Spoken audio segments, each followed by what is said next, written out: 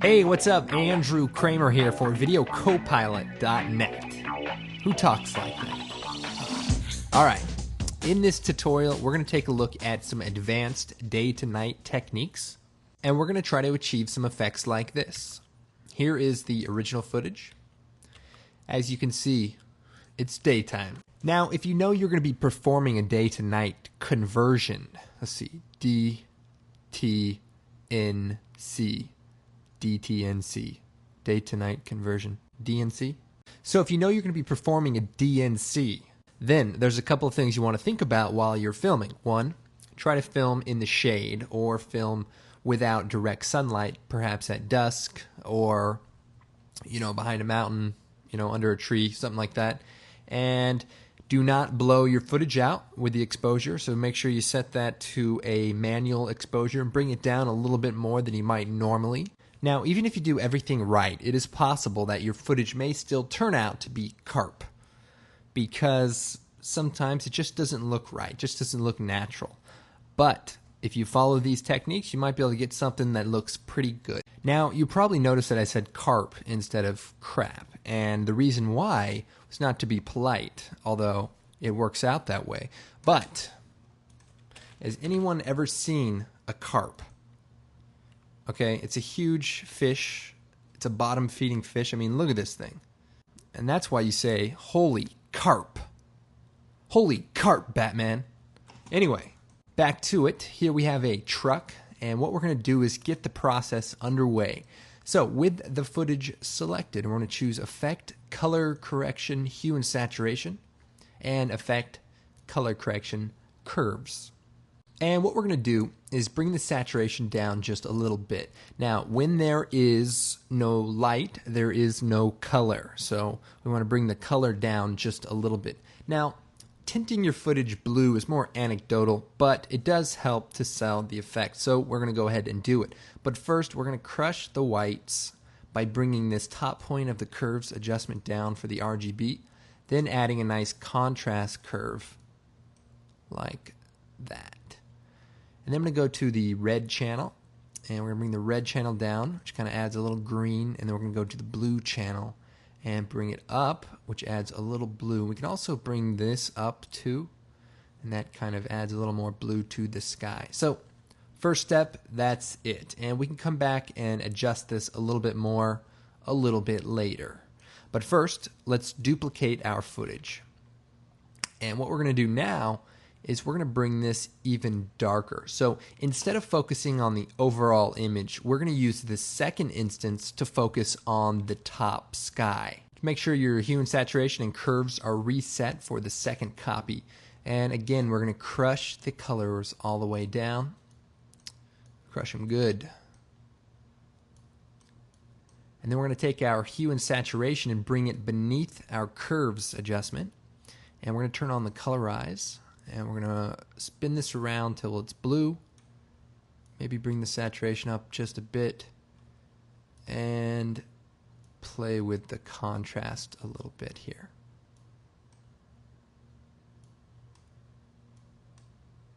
And remember, we're only focusing on the horizon or the skyline. And I'm going to go ahead and increase the saturation just a little bit. Okay, now, everything else looks pretty bad, but this top line looks pretty good. So what we're going to do is take the second layer, grab the rectangular mask tool. I'm going to draw a large mask across the top half of the footage. And just make sure you extend it out because we are going to feather it.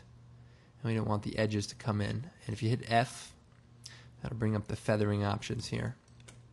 And this is a really good way to just add sort of a ND filter to your sky.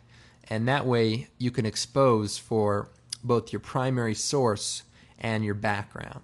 And again, we can go into the curves adjustment for the background and maybe add a little bit more blue by bringing the red down and the blue channel up even more. And then overall bringing the brightness down even further. Okay, so the next step is to go to the effects and presets, type in Spotlight, and take the CC Spotlight filter and apply it to a new gray solid. And I'm going to choose OK. And then we'll apply the filter. Now, the great thing about the spotlight filter is it does create a nice fall-off light and create some great characteristics for what a real light does. So we're going to adjust the parameters here. And I'm going to set the height down to about 20. And then we're going to bring the cone angle in and the softness out. Let's see here. We'll increase that some more here. Okay, so these settings work pretty good. And we're going to change the render option to light only.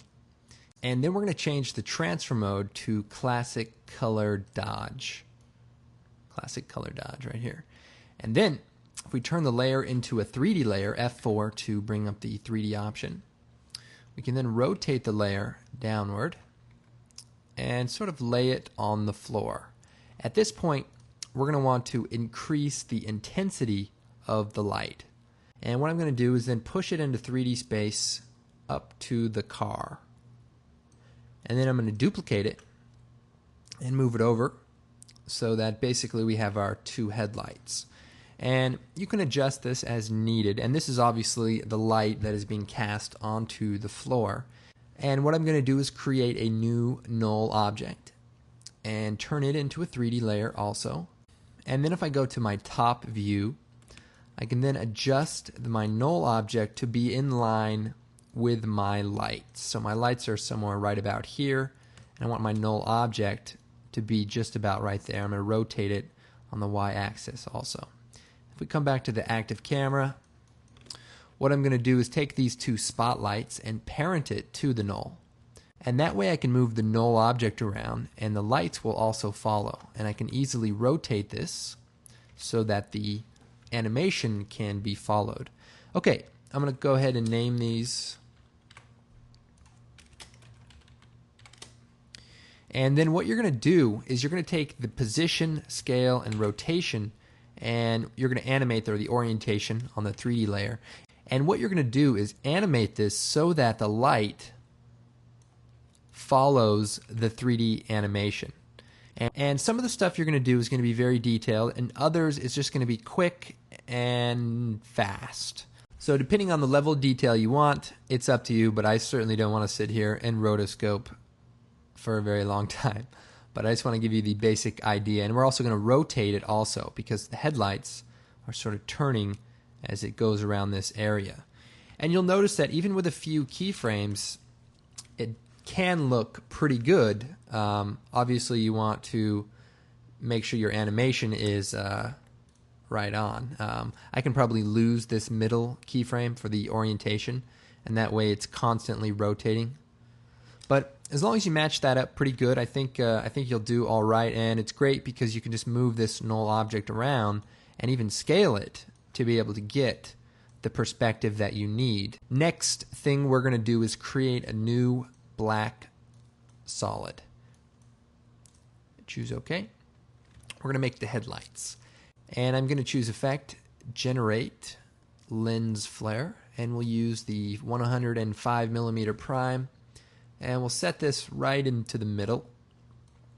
And then we'll choose Effect, Color Correction, Curves. And we'll just crush the black a bit so that it's black on the edge and not a bright color. Then we'll choose Effect, Color Correction, Hue and Saturation. And we'll colorize the lens flare, maybe slightly yellow, maybe about there. And then if we hit F4, we'll change the transfer mode to Add. And what we want to do is scale this down, and we do not want to see a sharp edge right here, so just keep bringing this over until that disappears. And we can also bring it in a bit so that we have a hotter spot in the middle. That's what's great about adjusting it with the curves. And then we're going to take this and we're going to position it onto the light. And we're going to scale it down, and then we're going to duplicate it and move one over to the side. And you can always scale one down so that one's brighter and the other is, not pointing directly at the camera. It's kind of a nice way to add a little more realism.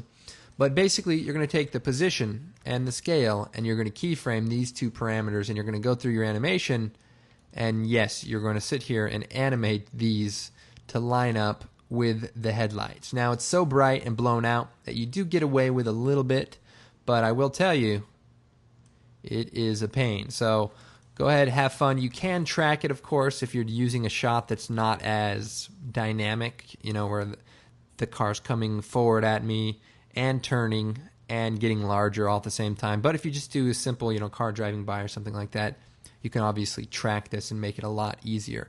But otherwise, just kind of go in there, middle of frames, and just line it up. It won't be the end of the world. And then when it gets to a certain point where you can't see it, you can mask it off or even fade it out or something like that. Let's see here. So, but anyway, for the gist of it, I'm going to shut off the null object here temporarily. You can get the basic idea of what we're trying to create. Now, of course, we can create the light beams, the actual light, like if it was dusty and the light was traveling through the dust and kind of lights it up for volumetric lighting. But in reality, you don't actually see that very often because, light doesn't always travel through dirt. I mean, we're on a dirt road here, but there's no logic to what I'm saying. No, you know what I'm saying. Driving down the street or something and there's not a lot of dust, no volumetric. So the idea is to create what is cast and then create the light sources. But that's that. So the key here is making sure that you have some specular highlighted areas so that it doesn't look so fake. And that brings me to my next step, and that is, say there's houses in the background or windows or something like that. What you can do is create a new solid, like an orange, light orange solid, and make a little mask. Or if you take the pen tool, you can draw a very detailed mask. And say, for example, there was a street light up here somewhere, and we wanted to add a little glow. That's how we could do it. And obviously we want to track that into the shot also, either by keyframes. And if there's windows, you just kind of light the window up using this same technique, and that way it creates sort of a nice, lit up looking effect. And if we go back to our Google image search, say we look for night house, you'll probably find some images of what a house looks like at night, and you can kind of get some ideas on how the illumination should probably look, and use that as sort of a reference for what you're going after. So obviously at nighttime, incandescent lights or indoor lights look orange or yellow, so we want to try to create that effect. Also, feel free to use the spotlight to create sort of the fall off from a porch light. You see how this light is hot right here and slowly falls off in the direction of the light. So that's something you want to keep in mind when you're putting together a shot on your own for a city or for a housing tract. Also, I have another example that I want to show you, and that is this shot. And I took this picture from siliconimaging.com. They have a great 2K high-definition camera, sort of an open-source kind of camera. I'm plugging them, obviously, because I've taken this image illegally, and I want to at least say, hey, at least I plugged your company. But anyway, and what I have here is a shot, and this is the original shot, and you can see it's not blown out, and it's sort of in the shade. So a perfect candidate for doing a day-to-night conversion. And with a few effects, I was able to create the luminance from the window and a little light on the side of his face. So if I add this to a new comp, what to do is similar to what we did earlier, and that is we're going to choose Effect, Color Correction, Hue and Saturation, Effect, Color Correction, Curves, and we'll bring the saturation down a bit, and the overall luminance down, and a little contrast here. And we'll go to the red channel and take away some red, and we'll go to the blue channel and add some blue. So basically give it sort of a darker look, and we can even take that a further step. So okay, so then we'll duplicate this, and that kind of creates our base darkness. And then what we're going to do is reset the curves, and instead of using the colorize filter, some of you guys noticed that a curves adjustment will do the same thing, and in many cases that is true. And basically by crushing the blacks, you can create a matte for a specific color and that's what we're going to do. We're going to make a matte for the face, and that looks pretty good. And then I'm going to create a new adjustment layer and put it beneath this matte. We'll call it matte. And we'll add a curves adjustment to this layer. And we'll set the track matte, F4, to Luma Matte. And with this adjustment layer, we can increase the gamma, so sort of brighten up that area. And we can change it to blue or blue and create sort of a moonlight color coming on him. And that's always nice. But the good thing about this is you add in some specular color that would sort of be lost with the previous effect. But you take it a step further, make another copy, and what we can do is take the pen tool, and now I know this is just a picture, but I will show you the proper way to roto, and that is we're going to create a shape around the entire window, and then we're going to add a subtraction mask, so another mask around his arm, and then we hit M, and we set the second mask to subtract.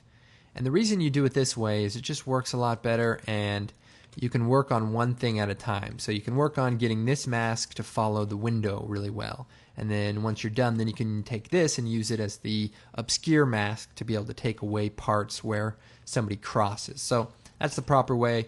Trust me, it's the best way to do it. Anyway, I'm going to feather the mask there 2 pixels. And what we can do is brighten this window up. So I'm going to bring the curves adjustment up. And remember, incandescent light is kind of orange looking, so we'll bring the red up, and we'll go to the blue channel and bring the blue down. Kind of create sort of a nice bright looking window. And then we can choose Effect, Stylize, Glow, and just increase the radius but bring the brightness down, and that sort of creates a light coming from inside their effect. And then at this point we can then go back to the adjustment layer and change the color to more of a red color, because now we have a light source that could be bouncing on his face. So as you can see, the basic technique is pretty easy, but as far as taking it to the next level with extra layers and rotoscoping, it can be somewhat difficult. Similarly, if you've ever bought a box of cereal, on the back there's these magic eye games, sort of like this computer scrambled image, and if you stare at it in a certain way and then bring it away from your face, you can sort of see this 3D shape of a skateboard or something lame like that. And gosh dang it, I can never get those things right. I tried so hard. I got a book, on how to do it. But anyway, my name's Andrew Kramer, and thanks for watching this tutorial/demonstration. I hope you guys will come by the blog, leave a comment, and hey, don't forget to stop by the purchase page, pick up a great DVD as well. Okay guys, thanks a lot, and we'll see you next time.